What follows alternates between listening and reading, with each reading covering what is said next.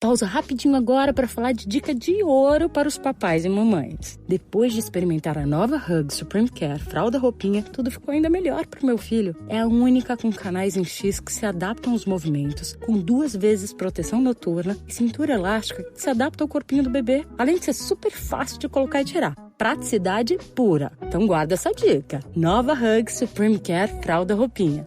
Bebê, estamos juntos nessa, mais do que nunca. Agora curta seu podcast. Dr. Homebrew is brought to you by 5 Star Chemicals, providing safety and cleaning supplies for brewing, distilling, and winemaking at 5starchemicals.com. Doctor, look! Stand aside, nurse. I'm Dr. Homebrew. Stand clear.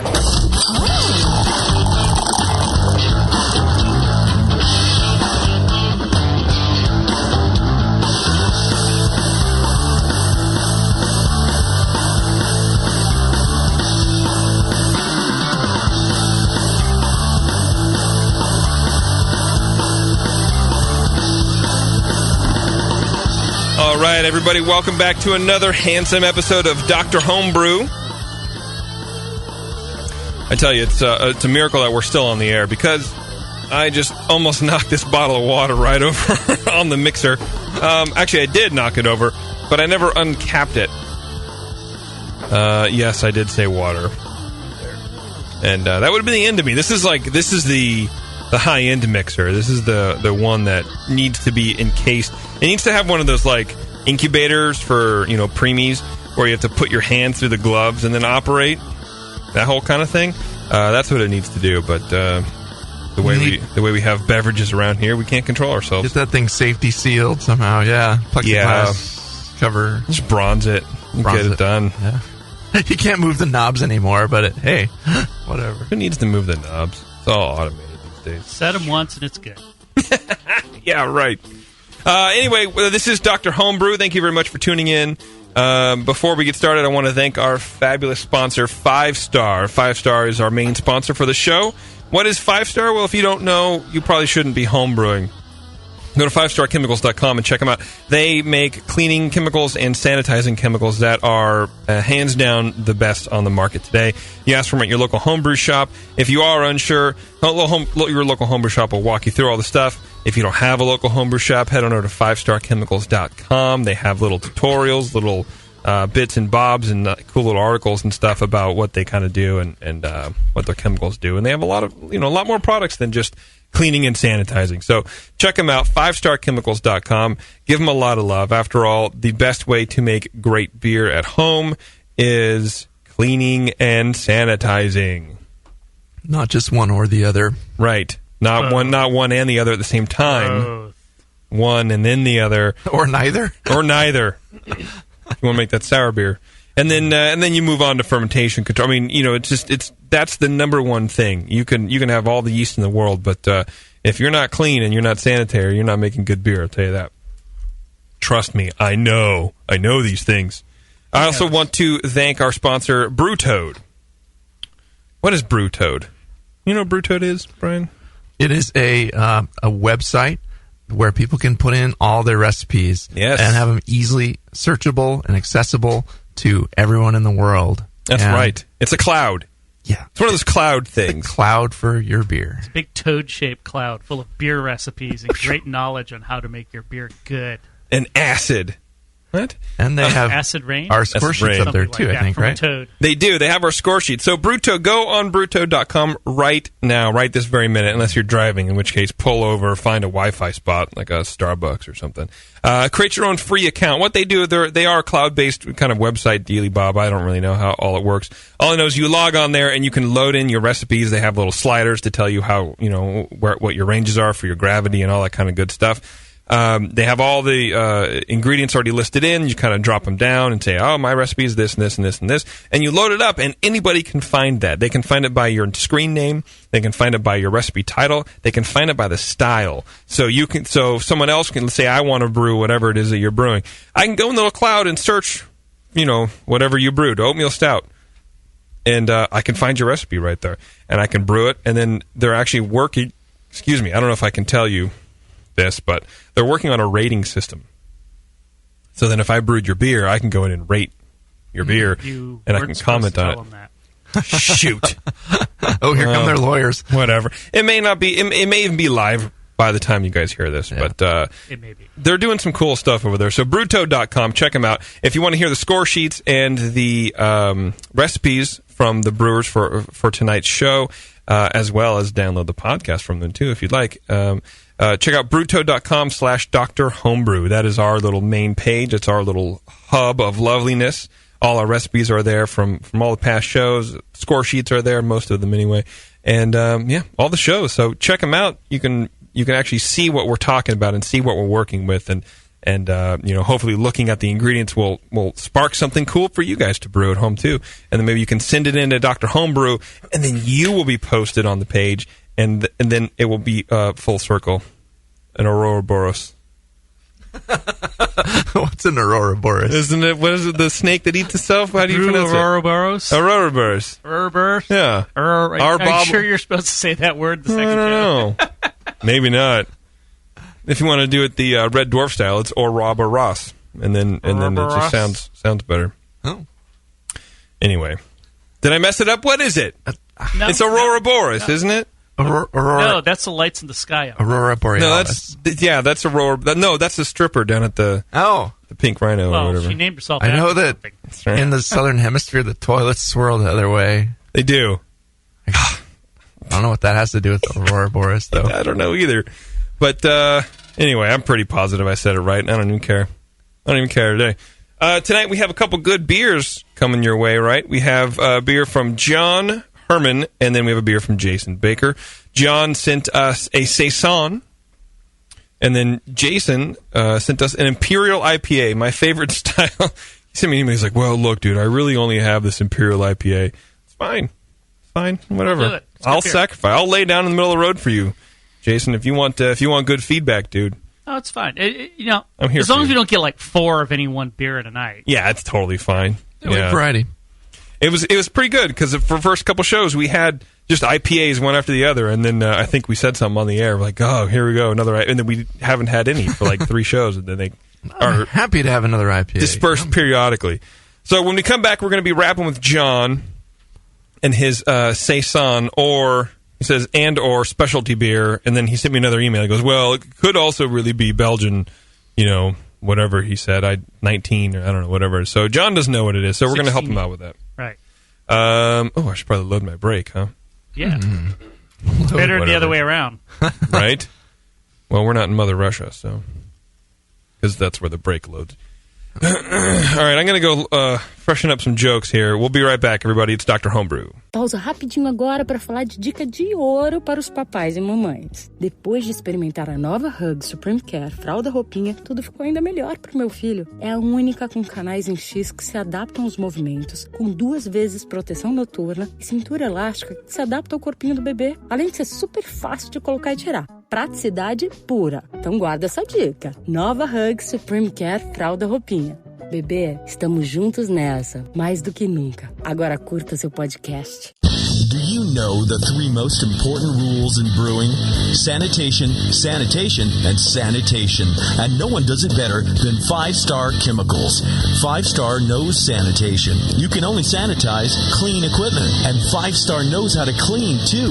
For craft brewers and home brewers, 5-Star has what you need to keep your fermenters, serving tanks, kegs, and draft lines sparkling and free of any beer-spoiling bacteria. PBW, caustic, acid cleaners, Star San, SaniClean, lubricants and defoamers, pH stabilizers, and more. 5-Star Chemicals has cleaning supplies, safety supplies, heat exchangers, pumps, hoses, and valves. And 5-Star is proud to offer eco-friendly products that exceed customer expectations. If you have a cleaning problem, you need the 5-Star solution. Visit 5starchemicals.com or call 800-782-7019. 800-782-7019 and get the 5-Star treatment today.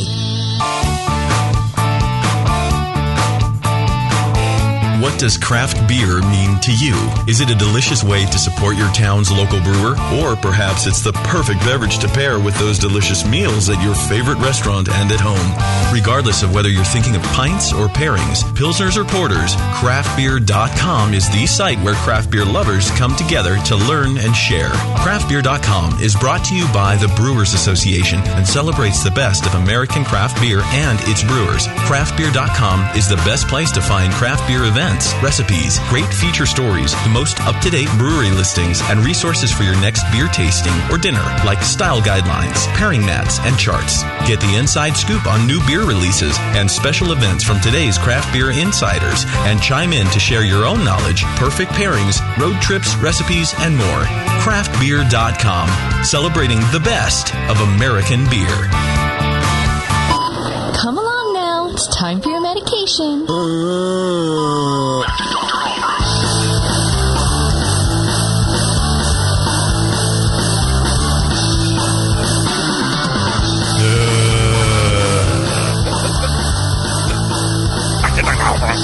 I love Thing.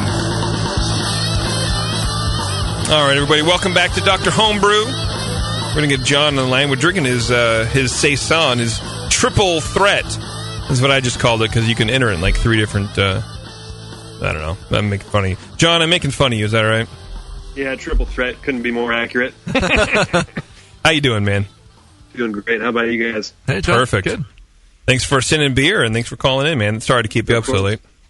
Yeah, no problem. So tell us about this beer here, man. So my brother and I have been brewing for a while, and we've just started getting into beers from the brewery up in Placentia. Yeah. And one of them that we love is Saison Roux. And so we started thinking about how we could do something like that. And we normally brew very English or American-style beers. So this is our first time even really using Belgian yeast to begin with. And we happened to throw in 3 different Belgian yeasts into this guy. So triple threat for sure. Okay. So we're really trying to figure out how to use Brett. Did we find there really wasn't a clone recipe for this beer online, so we kind of did it from taste, and just wanted to see if honestly we're actually kind of hoping that there's some off flavors in it, because we don't know how to identify off flavors. So I would like to be able to taste this beer with you guys, and if there is something that is off, to know what that means. Okay. All right. Fair enough. Lee, what do you think, man? You want to get started on this guy? Wow. Okay. Pick the easy beer for the off-flavor identification. Right. So, Right. Saison Roux, I've had it a few times, not recently. I don't have like a rote memory of exactly what it's supposed to be like. That said, if you were attempting to de novo clone this thing, you probably did a pretty passable job on the recipe. It definitely has some rye character to it, that nice sort of light amber color. Looked about right, had those flavors. As to the things you added, the cardamom, I wasn't really getting a whole lot of that. Maybe a little bit, actually, but not much. It had a ton of peppery phenols, so all the Belgian yeast you threw at it are definitely doing something. I picked up a little bit of the zest that you added in, so I think there was, what was it, lemon and orange? Lemon and orange, yeah. Lemon and orange zest that you added. No, that comes through a little bit. Maybe a little bit of apple and berry ester. I got one thing that I thought was a little odd, but I do get in sour beers, homebrew, well, commercial too from time to time, is this aroma. It's almost a little bit like dill. I'm not sure what it is. It's to my mind not one of the nicer things, but it's not that strong either. But I do see that in some sour beers. I don't know if it's too young or if that means some microbe is out of balance or what, but it does have a bit of that kind of aroma to it. Other than that,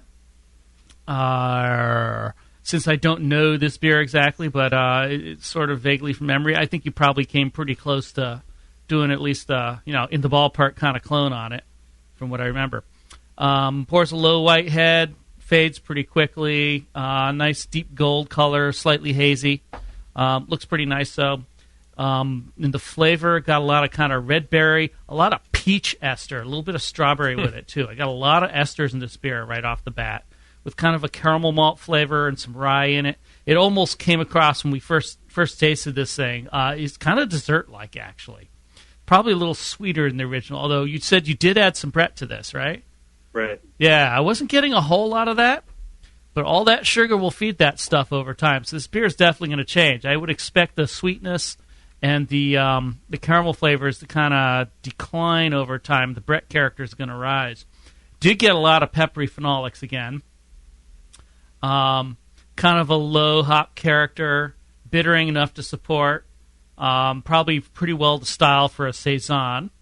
And just to step back a second from this sort of very altered recipe, taken as compared to a regular Saison, I would say the phenols may be a bit strong, but not, I would say, totally out of character. The ester character is strong, but again, probably within the range you want. And the body is a little darker, a little sweeter than most Saisons, but given you put Brett in there, it's going to thin out some. I think it's a pretty decent shot at a darker rye influence, somewhat caramelly tasting Saison. It's actually pretty nice. Has all the sort of yeast character you'd want out of that. Little bit of a medium body, kind of high for style, but again, we're expecting that to go away. Didn't really get any alcohol or astringency, although a lot of some drying character from the phenolic finish. A little bit of creaminess, leaves the palate a little bit coated. I thought it was a very pleasant drink as is. It's peppery and malty and caramelly, and a lot of esters. It's kind of fruit salad-like again, rather than the classic lemony character, although there was some of that in there. It led to a sweeter finish, less pungent flavor profile in the finish. It almost came across as being halfway to a bière de garde from being a Saison, that sort of more malt-flavored, kind of interesting yeast character as well. I got a little bit of Brett in the background on this, but I'd be curious how old this beer was, because there wasn't a whole lot of that, I thought. The rye did come through, not a huge amount, but it did have some. I think with a little more time, it should dry out now. The carbonation will probably go up a bit. It will emphasize both some of the more sort of brighter Saison characters at that point, I would hope. And probably the Brett nature might come out a little bit. Overall, given as this sort of a blind clone of a modified version of a classic style, it's a little hard to pigeonhole very well, but I thought it was a pretty good beer. It could be a little less sweet, but it will probably get that. I gave it a 30 for a score. All right. Which is, it's a good beer. It's a very good beer, actually. I can definitely see some of the Saison Roux in there. Are you familiar with that one? Yeah, a little bit. I think I just had a bottle a couple months ago. Mm-hmm. It's a good beer. I do like it, and it is a little sweeter than the commercial style. But I think you're right; it'll get there. And color-wise, I was trying to remember what the color is on the actual Saison Roux. Is it a little darker than this? I think it's a little. I'm remembering it's a little lighter. You remember lighter? I've been a little darker, but okay. But I don't know. Maybe John can tell us. Yeah, John. Yeah, this is actually just about right. Just about right. Okay. Right. Yeah, and I'm interested. Did you guys wind up scoring it on the 16C for the Saison, or did you do one of the specialty categories? I think we started approaching it as a 23 and then went to a 16C, and then kind of when we were talking later figured, no, that probably should be a 16E, and then JP pointed out, yeah, your later comment, maybe we should do this as a 16E. So I would say we're a little malleable on that front. But I was basically approaching it as a Saison with rye and specialty additions and Brett. So it's in the end, it would pretty much settle into 16E from the way we're approaching it. Yeah, I think judging it as declared, you could probably put it in either category and it'd be okay. But some judges might tell you, oh, you should have put that in a 16E. I think that's probably the best place for it. But a good judge can judge it in a category 23 and do just fine with it too. So, yeah. Sure. Yeah, we judged it as a 23 basically when we did go over it the first time. But like Lee said, it's not going to change much. So yeah, the aroma was kind of inviting there. It had a brightly fruity kind of sweet lemon-like thing going on in there. Kind of a little low, kind of earthy floral hop in there. Esters are up front and kind of in the middle of the road, kind of peachy and not super sharp or biting, but fairly smooth. It does have a nice little rye-like spiciness in there, and kind of a medium-low level. It's detectable. The malt is bready with a little light toast and kind of sweet in there. The declared spice, the cardamom is almost there. It's just really low levels. I don't know if that's something that they use in making that beer, but it. Otherwise, it has some. It is somewhat phenolic, and it smelled pretty fresh. So I like that about it. It smelled like a fairly young beer. And yeah, not much bread or anything going on in there, but there's a hint of that. It does have this nice kind of rich orangey gold color. We'll hold it up to the beer can for people watching, but yeah, it's had kind of a low off-white head, and it stuck around pretty well, though. It just kind of rings the glass after a while, and mostly fine bubbles. There's a little bit of haze in there, which is fine for a Saison, of course. You can see through it. It's not unexpected in a beer like this. So it'll be accepted like that. It's nice. If you filtered it to a brilliant clarity, it would be a funny thing. So yeah, and the flavor, the malt is rich and sweet and a little spicy. Some bread and toast in there, kind of a semi-sweet finish with a pretty. There is a pretty strong alcohol in there. You get in the aftertaste a little bit. Bitterness is medium low, just enough to balance. Good job there. It is pretty estery and alcoholic. The fruit and the spice kind of combining, in my mind, made it kind of a little bit punchy, like a spiced sweet fruit punch kind of thing, with all the esters and everything going on in there with a little bit of spice from the rye and the cardamom blending together. But the spice was subdued, so that could have fruit punch. Yeah, like a punch, like a alcoholic fruit punch, like a Hawaiian punch. Not Hawaiian punch per se, but just like you blended some beer with some fruity juices, and I don't know. Yeah, it's rich and sweet. So it's just the impression of punch. Not really. It doesn't taste like right. a big bright red fruit punch kind of thing, anything like that. But anyway, medium body has a fair amount of alcohol warmth in it. Not really creamy, just a little bit of astringency, maybe from the spice. Carbonation is a little low. I thought it was kind of medium low. But with everything going on here, I don't know if you pushed it up much higher, it would drive off some different flavors too, and it might work and it might not work. I would think you'd have to do some adjustments to get it so the higher carbonation would work with this. I don't know what the Saison Roux carbonates to either, so I would have no idea. I know it's pretty highly carbonated. Pretty peppy. Yeah. So yeah, I mean it's a good spice specialty Saison. It doesn't have that bright, like biting, like sharpness of a lemony sharpness of a traditional Saison, but that's not what you're going for, and that's fine. The aroma was pretty enticing. Had some of the softness you need for the style, but the flavor, the elements in it were a little more at odds, I thought. So I would, try to keep some of that softness that you have there, and while retaining some of the other key elements of the style. The high carbonation, that dry quenching, and the subtlety, and the spice is really fighting to be noticed. If you want that to poke out a little more, you can bump that up, or just drop it and don't declare it. It's just kind of in the middle there. It needs to go if you're just one way or adding the other. it for effect, and you don't have to declare that you use cardamom just because you put a tiny little bit of cardamom in there. That's what I'm smelling. Yeah, you don't have to declare it if it's just something subtle that's not really standing out. That's the smell that it has to be the cardamom. I get I thought it was meaty or meaty. like yeasty.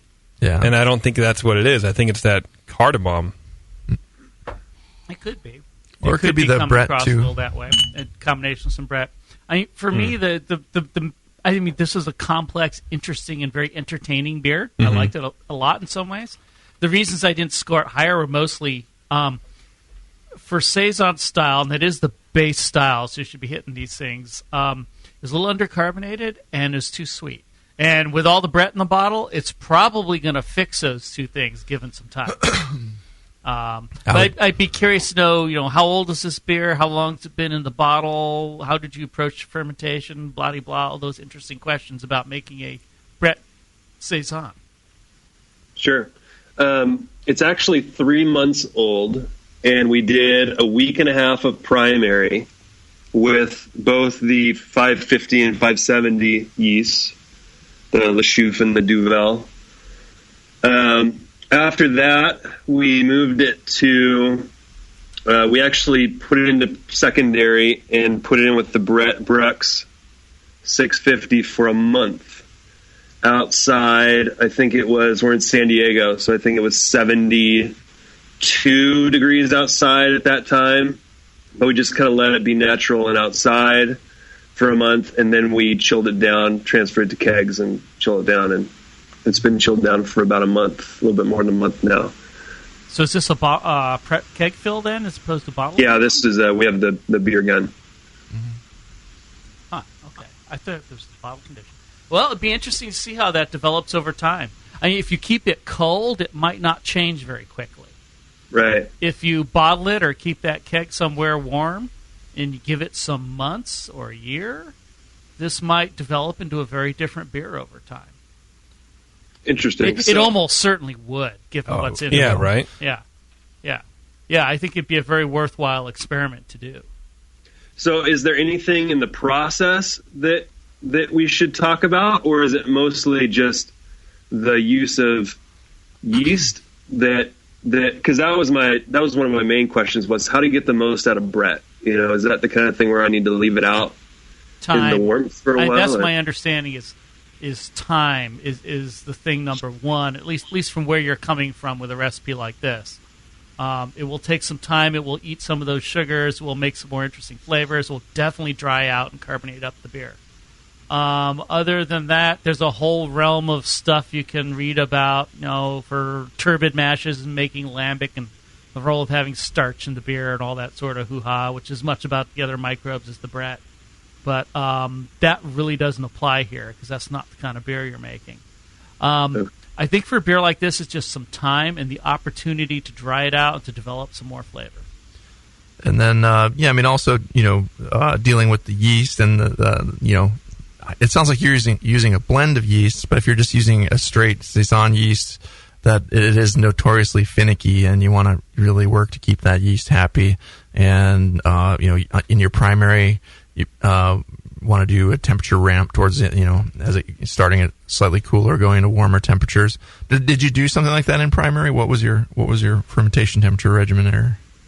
Primary, we started made a 2-liter starter with the 2 yeasts, and the reason we use those 2 yeasts is because the word on the street is that breweries got some proprietary blend of these 2 yeasts. So we took those 2 yeasts and grew them up, and then started at 68 and allowed it to finish out primary there, then ramped it up a little bit to clean it out at 73. Left it there. It was kind of one of these heat spells in San Diego, so we actually took it out of the fermentation chamber and just let it kind of rise, and then we put the Brett in, and that was that. And put it outside. Yeah, I think maybe the putting it outside could have been something that affected it here too and kept it a little sweeter because, even down there, the temperature variation, it cools off a little bit at night, I'm sure. That could make the yeast drop out a little faster and not ferment down quite as far, but you might keep it warmer for a longer period of time at the end of that and add your Brett and keep it on the Brett even longer than a month and let it go, dry it out, and do some fun stuff with it. But still, it's for what it is. It's a good beer. I gave it a 30, and I think it's a fun experimental beer, and you can play around with different sugars, some honey or something in there. There's different ways to dry it out further and read the farmhouse brewing books kind of thing. And or what's that book called? I think it's Farmhouse Ales. Yeah, and if you really wanted us to do a real accurate comparison to the Saison Roux, you should have sent us a bottle of that too. Yeah. Look at you. I love it. I'd say get rid of the cardamom, but that's just me. taped to the bottom of a Mercedes-Benz, right? Yeah.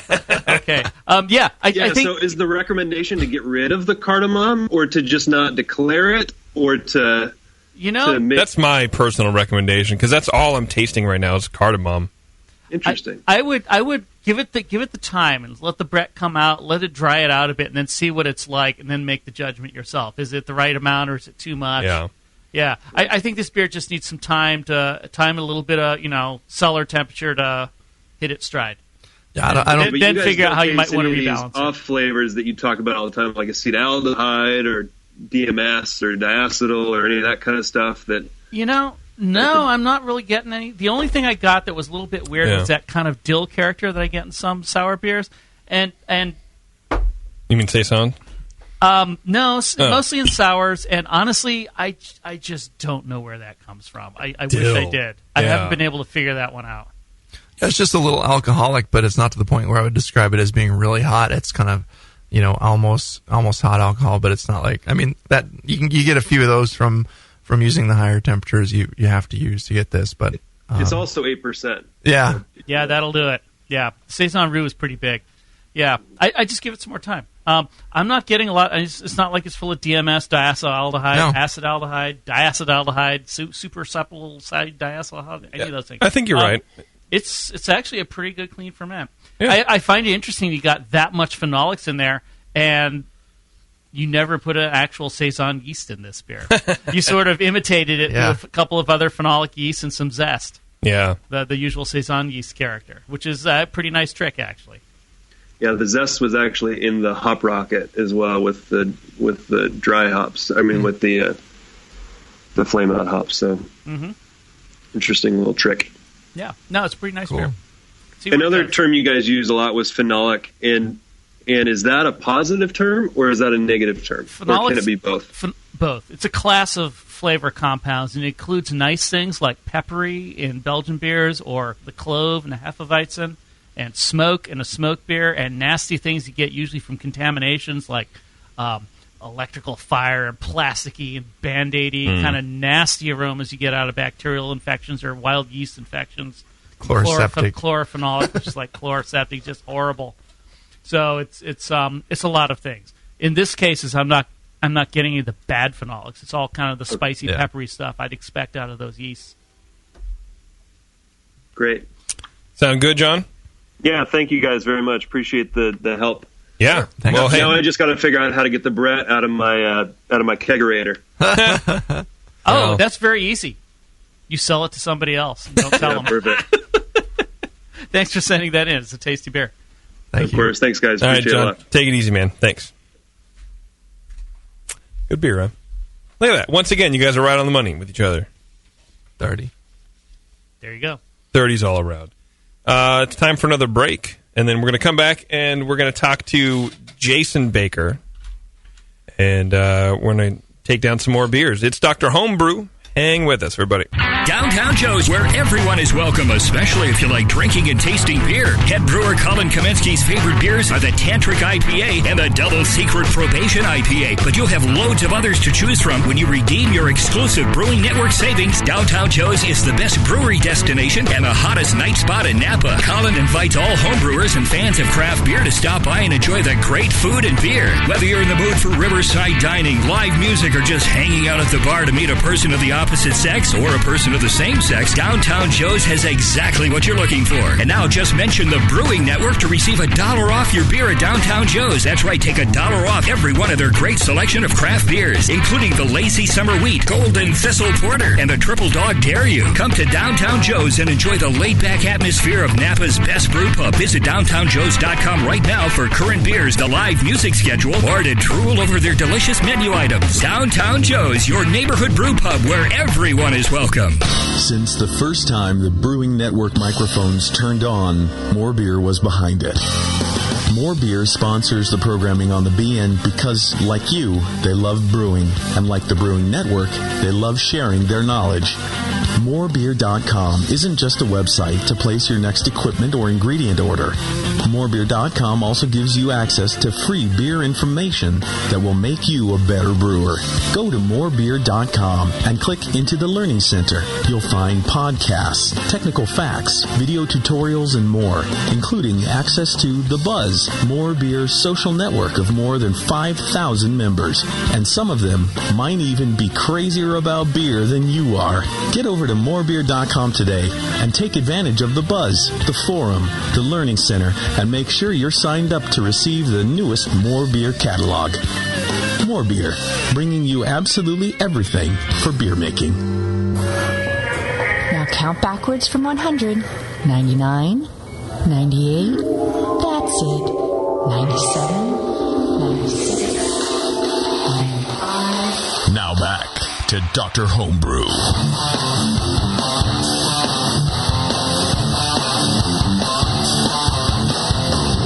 All right, this is Dr. Homebrew, and we are on the downhill part of this show, everybody. We're not only on the second half of it, but we're going to open a double IPA. Or an Imperial. What is the difference, guys? Come on.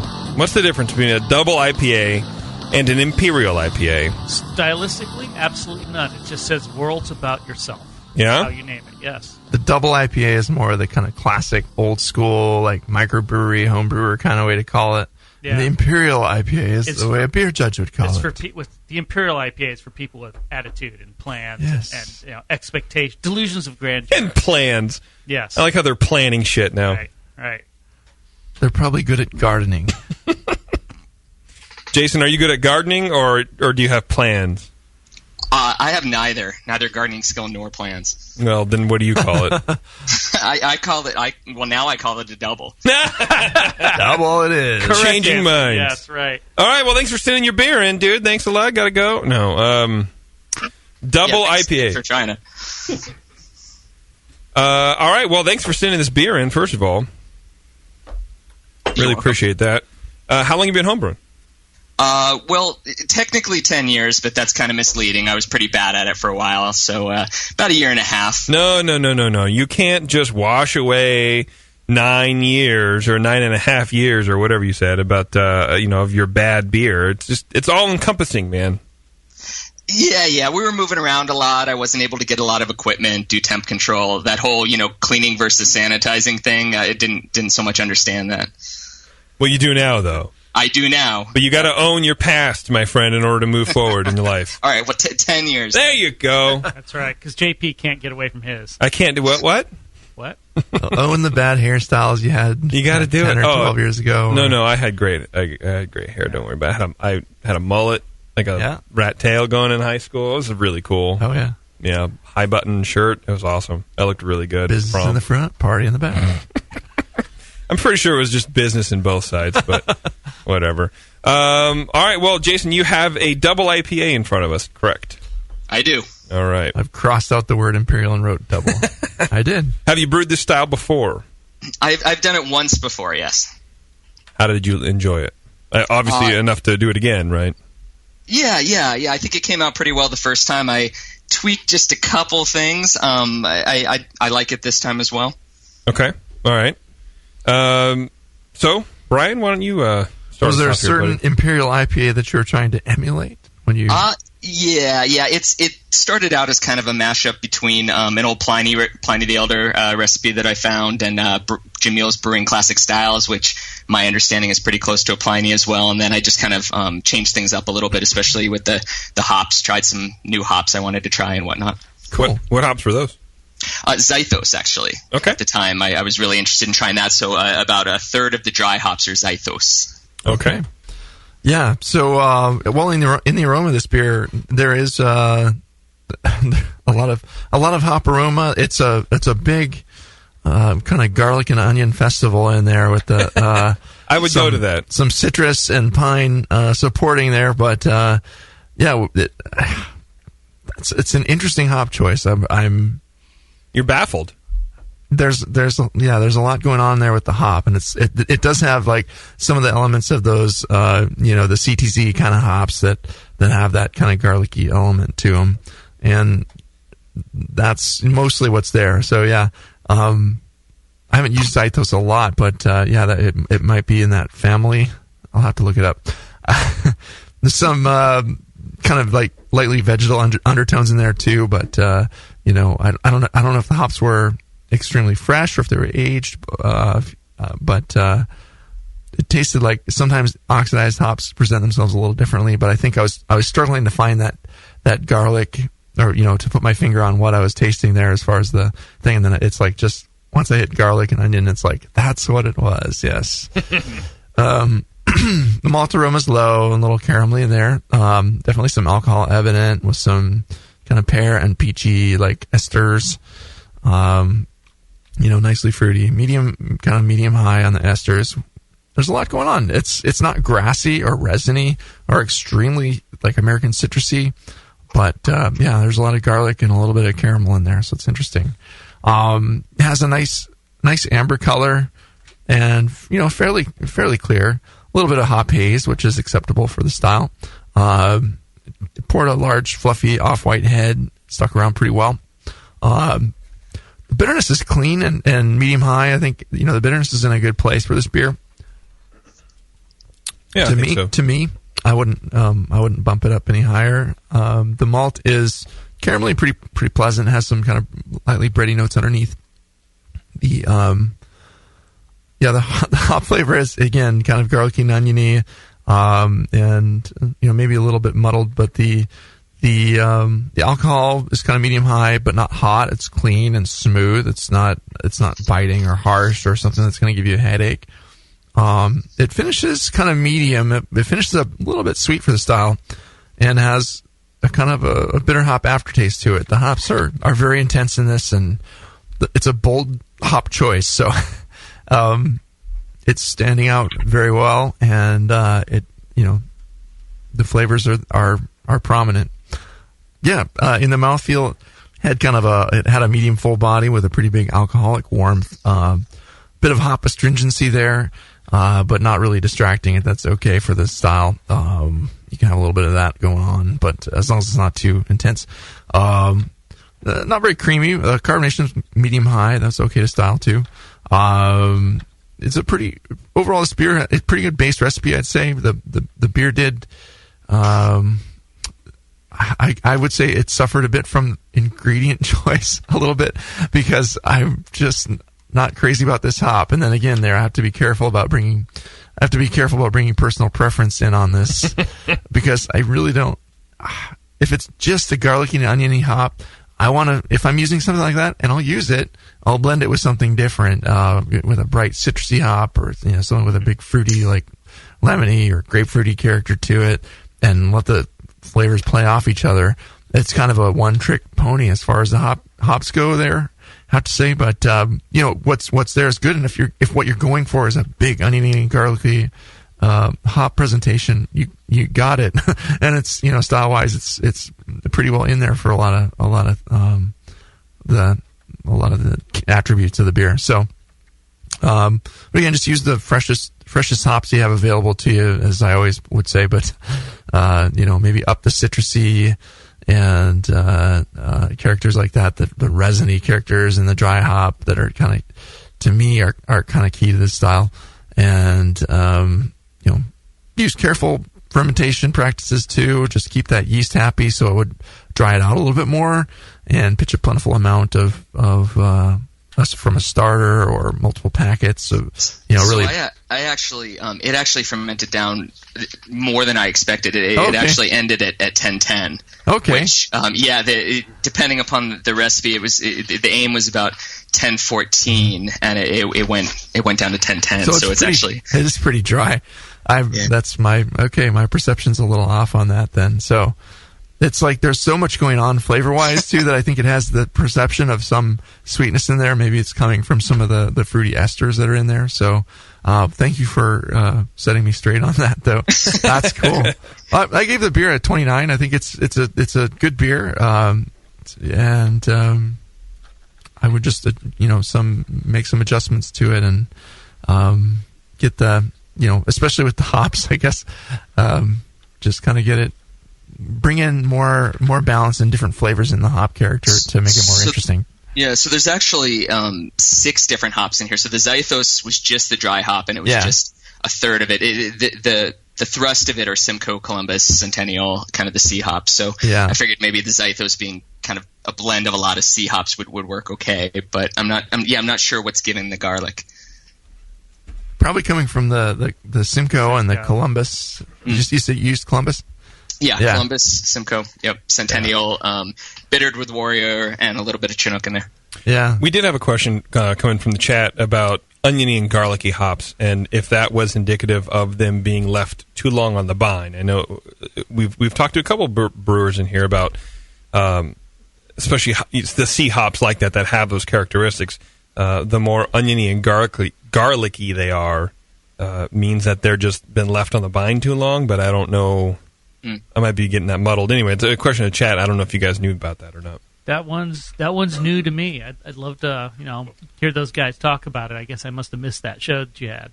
Mm-hmm. I'm not aware of that one, so I don't have an answer for it. I certainly know that you get that more in some hop varieties than other. They do certain hops tend to be very strongly in the oniony kind of character. And Simcoe can go there.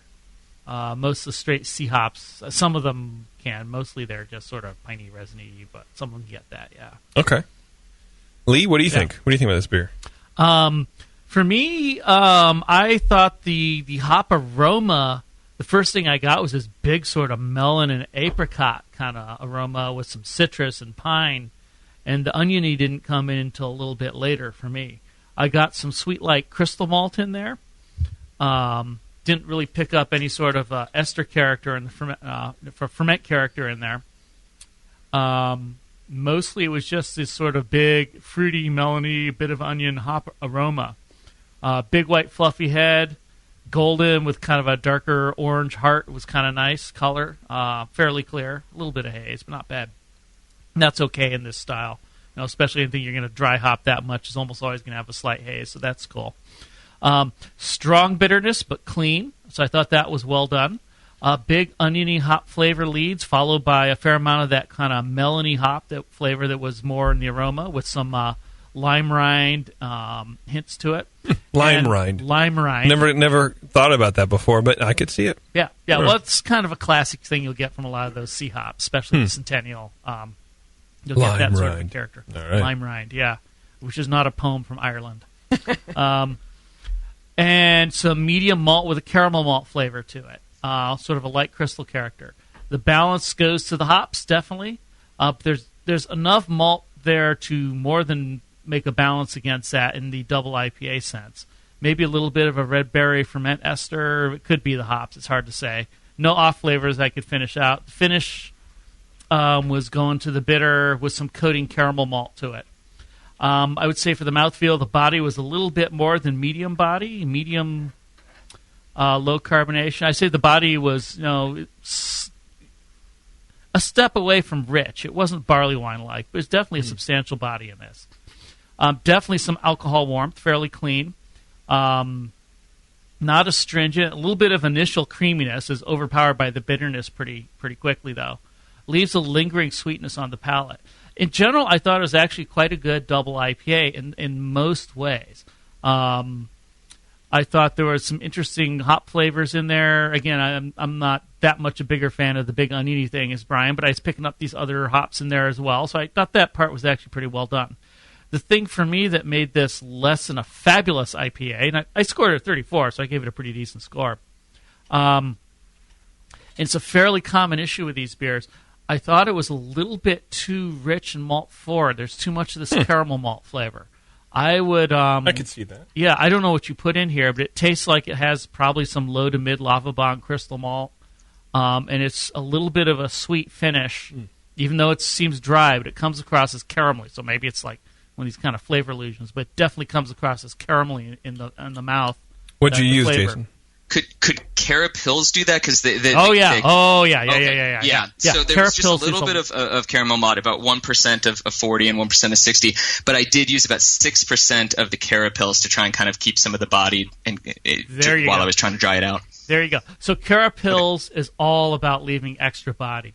I mean, for me, making a double IPA. So what a lot of people I know will do when they're making these beers is they'll stay away from anything Crystal Cara at all. Mm-hmm. And if they want some flavor malts, they'll put in something toasty like some Munich or some Biscuit or some Victory or something along those lines. And actually, it's not uncommon for making a beer like this. Yeah, it's big enough. It's going to have plenty of body from all the base malt in there.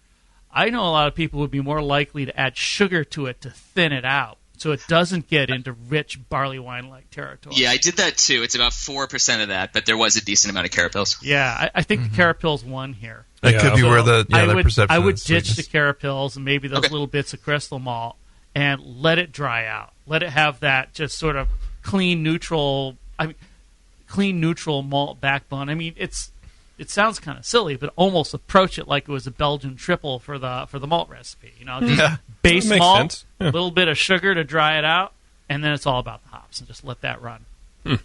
That was all I thought was wrong with it. Really, it was just a little bit too rich and sweet-seeming in the finish from the crystals. All right. Jason, do you have any follow-up questions for these guys? No, I think that covered it. You used the word muddled at some point. I mean, I guess that would be a question is, should I try to kind of stick with a smaller number of hops to try and kind of get away from some of the muddled hop flavors? Well, I think blending hops is a fine art. I wouldn't. Sometimes using just one is going to get you into trouble because you get too much of the attributes of just that one hop, and it'll just annoy you. And you listed a lot of hops that I really like too, and it's so funny that this hop character is so oniony, and but I would blend a few hops and maybe not. 6 hops might be a bit much, but blend a few different hops that you really like and find the freshest and best smelling hops that you can get. Sometimes when I'm making a beer like this, I'll just go through the hops I have and just find the ones that smell the freshest to me, and just try to blend a couple with different flavor profiles and that will play off each other nicely. But yeah, muddled is kind of it's a strong word. It's a $3 word. You can Oh, you just were using a word. It's a pretty cheap $3 word, Brian. It's not a $10 word, but yeah. Or I don't know, what's that saying? It just seems like there's a fine line between muddled and complex. I'm trying to kind of figure out that line, I think. Right. Yeah, well, it can be a hard one to figure out. I mean, for me, if I'm going to start blending hops like this, I really try and think in advance what the aromas and the flavors are going to be like, and piece together, I want this kind of a stone fruity and this much of a citrusy or a piney and just a little note of this oniony stuff just to make it interesting, and try and figure out how much of each. And if I like the citrusy piney, well, pick one citrusy piney hop and stick with that rather than 2 or 3. And pick one fruity hop or maybe 2 if they're a totally different type of registers. I mean, I think about it personally in terms of registers or like music where you have different notes. Mm-hmm. And try and get things that are different but complementary that fit together, or not maybe 2 or 3 different things that are sort of trying to do this, fill the same space. Putting Centennial and Cascade and Chinook all in the same beer. I mean, not that I haven't done that, but if you're going to do that and balance it out against some peachy melony thing and also something oniony garlic, you might start getting into muddle because you're doing so many things. They can kind of try and cover that much territory. I'd pick one stone fruity hop and one piney hop and one oniony hop and see how they play. The spectrum's too broad, right. In other words, for that kind of stuff? Too crowded. Yeah, too crowded. Too many players trying to do the same thing. Like you make a suicide soda, when you're at the roller skating rink, say, and you go and you have them put like all the different sodas together, and it doesn't taste like any one soda, but it's all these different sodas mixed together. It doesn't taste like cola. It doesn't taste like lemon lime. It just tastes like soda, the suicide soda, and it's weird. Yeah. Whereas if you pick a couple distinct flavors and really just blend them in there, and yeah. Would water have any effect on that? I mean, could he, The water does have does play off the hop flavors and the bitterness in different ways, but what did you use? Just filtered water, or what? I typically do about half RO from the store and then half charcoal filtered. Okay. And any additions of salts? No, I didn't. That's what I was wondering too. Is whether you thought a gypsum would have been a good idea here. A little bit might have helped. It would drive the hop flavor and aroma a little more. It'll also help dry out that apparent sweetness that's in there in the body. It does give that perception of that dryness. Great. Yeah, lets it kind of have a little bit of having it both ways there. Yeah, I like that. All right, Jason, is that about it for you? That's about it. Thanks so much. Cool. All right, yeah, thanks for sending the beer in, man. Of course. All right, man. Talk to you later. All right, take care. All right. Cool. All right, well, let's get on this last break here, and then when we come back, we're going to do our little rundown and give our last pieces of advice to everybody, and then we're out of here to brave the wind in the nighttime of Martinez. It's Dr. Homebrew. Wish us luck. That's it. I've had it. I am never putting hops in my beer again. What? Why? It's just too ridiculous. Insane prices, stupid contracts, high shipping costs, crappy selection. Dude, you need Nico Brew. Nico Brew will rock your f***ing face right the f*** off your f***ing skull. $5 shipping to all 50 states. Plus fantastic international rates get you low prices on Nico Brew's great selection of hops and more. Whether you're a home brewer, a pro brewer, or a homebrew shop owner, Nico Brew can get you the hops you need in increments big and small. Single orders, spot buys, or full contracts. And there's only one place to join the uber special secret elite bare bones club where you'll get the best deals anywhere. Holy f***ing shit. NicoBrew.com. NIKOBREW. Nico Brew, your bare bones buddy in the brewing business. Hello, fellow BNers. This is Sully from the 21st Amendment Brewery located in San Francisco, just 2 blocks from Giants Park. Before Nico and I opened the 21A and before I was a professional brewer, I homebrewed on my small 4-burner apartment stove in a back house in Santa Monica, California, making my extract brews before graduating to the daunting idea of all-grain brewing. Homebrew books and information was hard to come by back then. The internet hadn't been invented yet, along with other things we take for granted today, like electricity and potable water. One thing I wish I had back then when I was learning was a radio show that could teach me the ins and outs of brewing and answer questions that I had about homebrewing, a resource for making great craft beer. The 21st Amendment Brewery is excited to be a proud sponsor of Dr. Homebrew, a great show that teaches you what you need to know about making incredible beer. Good stuff. Listen up, you might learn something. I certainly did. And thanks for your support. Tasty Crack Games. Hey, Wooly, I'm beat. Can we find a nice tree to just hang out in for a while? You're beat. I've been swinging through this forest for 50 years, ever since we first escaped from the circus. I know, but there's got to be more to life than exploring this creek and trying to populate the valley by copulating with loose, hairy girls. Marquis, stop. Look! What is that? It looks like a man-made treehouse. With fresh food. And craft beer. Welcome to the Creek Monkey Tap House, boys. Grab a seat. Creek Monkeys drink free. Awesome! The Creek Monkey Tap House in Martinez, California takes their mission of fresh food and beer seriously. They only serve locally raised beef and chicken, as well as local sustainable produce. It's better for you and the planet, and it just tastes better. The beer and wine at Creek Monkey Tap House are chosen with the same care for the highest quality and rotate frequently to make each visit an adventure. Swing on into the Creek Monkey Tap House and enjoy a new legend of amazing food, beer, and wine. The Creek Monkey Tap House, online at creekmonkey.com. I'm sorry to tell you this, but we're going to have to pour you out. Back to Dr. Homebrew.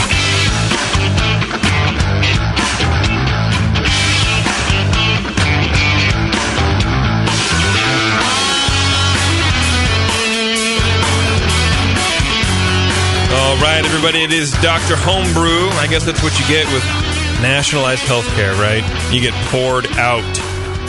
But not on this show, everybody. We will drink your beers, and we will tell you to your microphoned face what's going on with them. So our little recap of the evening, we had... Who's our first guy? I always lose this.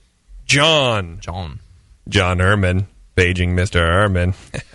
I've been doing that ever since his beers came in, and every time I see him, I just do a little Pee Wee Herman. Yeah, we know. From Big. He had the Saison and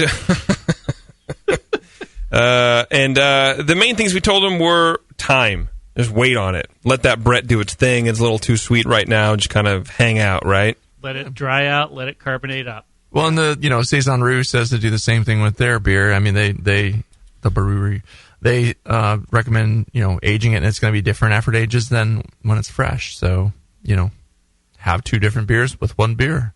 Why not? My personal opinion is get rid of the cardamom, but that's just me. It may fade too. It was fairly subtle to me, but it could change too when it dries out a little more with that Brett, and it could become more intense, or it could fade along with the some of the other stuff. Yeah, I don't know. Yeah, it'll be interesting to try. I mean, I wonder how that beer will be in 6 months, 8 months. Let's save some. And then we talked to Jason with his double IPA. He kind of backpedaled on the Imperial IPA because. So we defined him into the whole name into a corner. We categorized him. Maybe it's just a Star Wars fan term. They like the Imperial. It might be. Stormtrooper IPA. Right. And the key thing there was just to get that beer drier, right? Yeah. Dry that thing out. It was fairly dry. Yeah. So, I mean, it was a tricky beer because all that the carapils in there was giving us the perception of sweetness, and both of us got it. Yeah, some crystal malt on top of that, giving it that caramelly flavor. So it came across as sweet. One of the keys to this style is having it be the drinkability effect, and so it needs to be something that just even though it's an 8% beer or so, you need to be able to drink a pint of it in a sitting and not have it be heavy like a barley wine. This isn't in barley wine territory by any stretch of the imagination, but it's a little slower drinking beer than I would expect for an Imperial IPA. And that garlic and onion was a little distracting to me. So when we say dry it out, we don't always necessarily mean dry it out. It could be a mouthfeel thing with the crystal malts or whatever. Yeah, a combination of things to keep the perception of sweetness down, and the suggestion for some some gypsum to give it a little kind of chalky feel to the push the hops. And push the hops up there a little bit. And the last thing for that beer was focus your hop blend. Just kind of get a little more dialed in because otherwise it can kind of taste all samey, and you don't want that, right? Yeah, focus on a few different varieties there. Right. Yeah, he'd put, I think, 6 different varieties in there. And there's definitely some interesting flavors, but there's almost too much going on. So the comment was to pick a few hops you might think are complementary, plan out how you wanted to balance them out, and go with those, as opposed to throwing in half a dozen things that you think are interesting hops. I mean, it's the more things you try to balance out against each other, the harder it is to get it right. So, you can get a 6 or 8 or 10 hop blend right, I'm sure, but it's going to take a lot of work or Falconer's skill Flight or thing, all 3. Yeah, and it's not an easy thing to do. Yeah, it's some of the best homebrew recipes are very simple if you look at them, and just 1 or 2 malts and one hop or 2 hops. Sometimes so yeah, just sometimes simplicity will help it keep from getting too crazy and too many flavors thrown against each other. He's really trying not to use the word muddled, isn't he? Muddled. Yes, and I can understand that. All right, I think it's time we get out of here. Okay. I'm just starting to have fun. I know, right? Well, crack a few beers. We had a blackout. It's all sorts of fun going on. It was an amazing time here. I want to thank our guests, Jason and John. Thank you very much, guys, for sending some beer. Thank you. And hanging out with us, especially the late night. Really appreciate it. And, of course, thank you to our sponsor, BrewToad. You can go to brewtoad.com/Dr. Homebrew. You can read these recipes. You can read the score sheets and all that fun stuff. And then, of course, thank you to our main sponsor, 5-Star. You can go to 5starchemicals.com. Learn all about that kind of good stuff. 5-Star, BrewToad, they're good friends. They're good people. And just like you guys. And Lee, we forgive you for blacking out. Yeah, Lee. Sorry. We need to work on your drinking. All right, everybody, it's Dr. Homebrew. Thanks for hanging out with us. And if you would like to be on Dr. Homebrew, email myself at jp@thebrewingnetwork.com. Eventually, I will get back to you. And what do you get for being on Dr. Homebrew? Well, you get all this really nice BJCP master judging nonsense. But more importantly, you get a package from 5-Star afterwards. So that alone is worth the weight of postage. All right, everybody, it's Dr. Homebrew. Thanks for hanging out. We'll talk to you later.